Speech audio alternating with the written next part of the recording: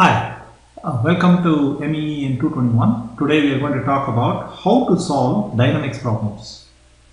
Okay, so I'm going to talk to you about the strategy for solving these things and how to set them up and how to solve them. So we got two things for dynamics problems. So let me write this down. So dynamics problems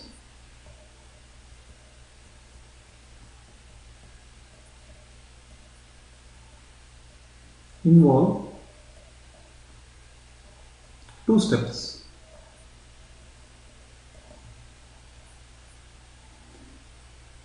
On the force side,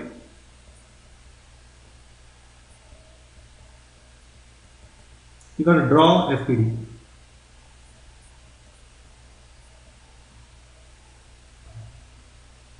Okay, and this is the usual things, that is, know what your constraint forces, you know, the usual deal that you do. On the kinematic side,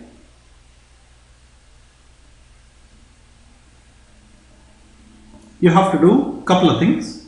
First item is you have to actually, your eventual task is find a expression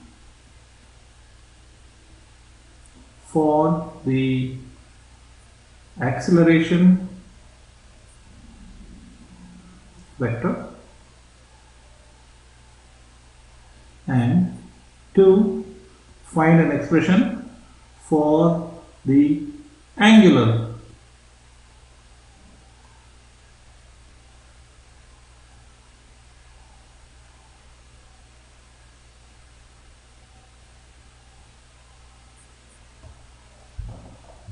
So I have to do two things on the dynamic side. Find an expression for the acceleration vector and find an expression for the angular acceleration vector. The second part is only for rigid bodies.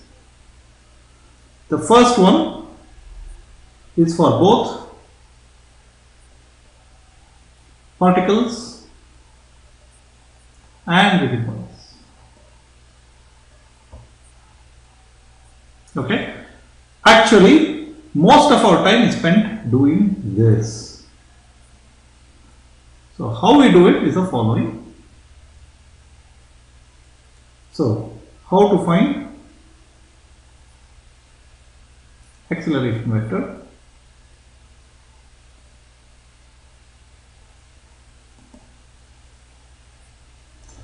The basic idea is A, choose coordinates.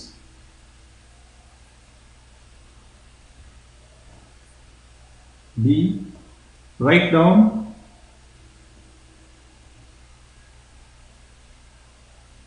position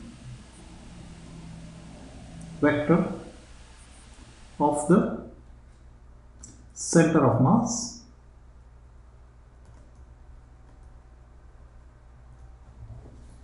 Okay, now this is the trick, because if you want to do this, then C is differentiate to get acceleration, and you have to differentiate twice. The problem is part B, this writing down position vector itself involves many pieces. Find the degrees of freedom. Right? This is how many ways in which something can move.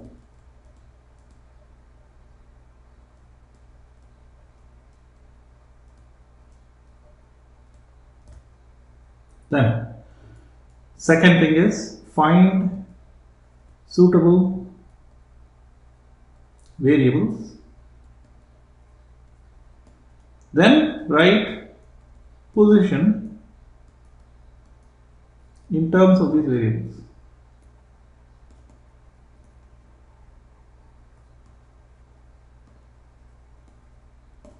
This is what you have to do again and again and again and again and again. This is what you have to do. Okay. The problem with this is a pain in the neck.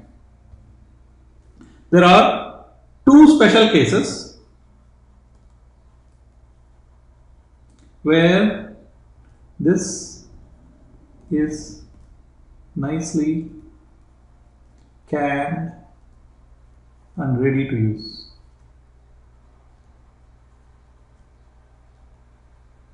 There are two special cases where this is nicely canned and ready to use. The first special case is path coordinates.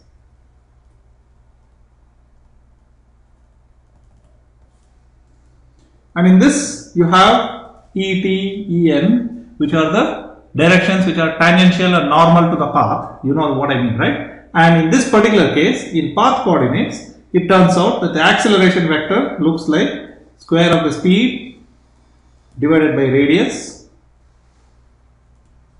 in the EN direction plus rate of change of the speed in the ET direction. That's the easy one. Okay. The second possibility is with polar coordinates.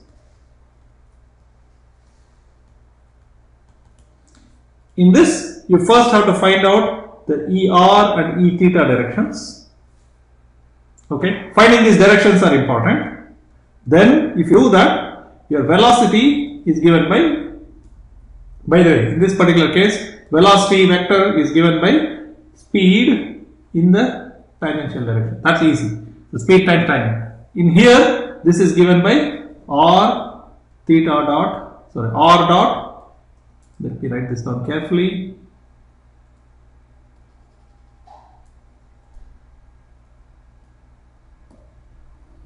ER plus R theta dot E theta.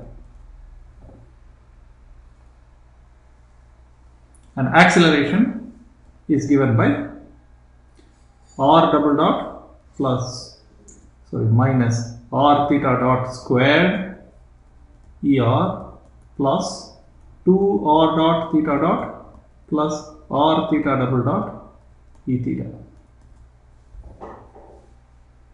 Okay. Now notice that it keeps getting messier because we went into polar coordinates, and it's only in these two coordinates where you can get, like, there are a couple of few other coordinates like this where you don't have to actually go through this entire process of actually finding the position vector and all of that. All of that has already been done for you.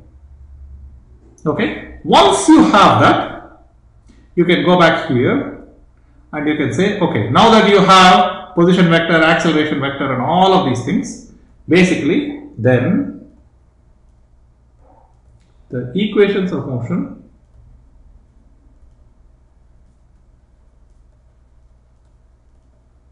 are given by sum of all the force vectors must be equal to mass times acceleration vector of the center of mass.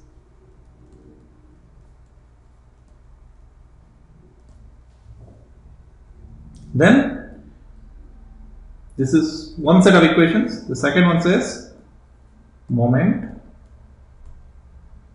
of all the forces about any point P plus the pure moments equals summation equals mass times moment of the acceleration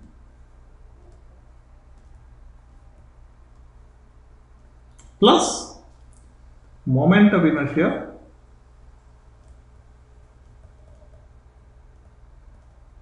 times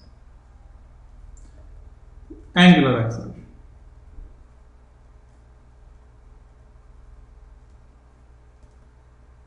In other words, you will get summation of F equals mass times acceleration of the center of mass, summation of R cross F equals mass times summation of r cross, sorry, let me write, there's no summation here,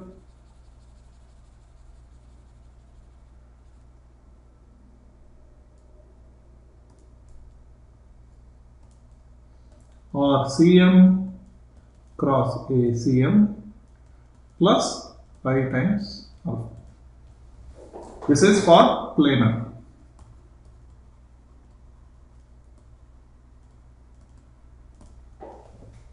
This RCM is vector from pivot to central mass. That's how it works. Okay. I mean, you can look at all of this, and really you can only do this if and when you see a particular problem. Otherwise, this gets to be very messy. So now we are going to do a couple of problems, one in polar coordinates and one in path coordinates, and one for a general rigid body, and you will see how this works. Okay. Thanks. Bye.